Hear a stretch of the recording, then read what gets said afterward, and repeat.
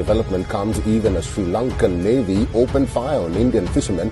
At least 5 out of the 13 Indian fishermen have been injured in the firing incident. The Sri Lankan Navy has arrested 22 Indian fishermen. Sri Lankan Navy arrested 14 Indian fishermen from Tamil Nadu. தமிழ்நாட்டு மீனவர்கள் 35 பேரை இலங்கை கடற்படை சிறைபிடித்திருக்கிறது. என் பொம்பளை பிள்ளை அப்பங்க கேக்குது. நான் என்ன சொல்லுவேன் இந்த பிள்ளைகிட்ட? ஆனால் ஒரு கடிதம் எழுதிடுறாங்க. எதற்கெடுத்தாலும் ஒரு கடிதம். இங்க இருக்கக்கூடிய முதலமைச்சர் ஒரு கடிதம் அனுப்பப்பட்டிருக்கிறது என்று செய்தி பத்திரிகையில வருது.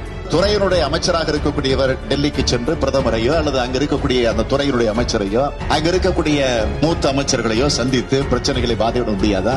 Chief Minister M.K. Stalin has written a letter to Prime Minister requesting to direct the MEA. கைது செய்யப்பட்ட மீனவர்களை விடுவிக்க முதலமைச்சர் M.K. ஸ்டாலின் கடிதம் மூலமாக வலியுறுத்தியிருக்கிறார்.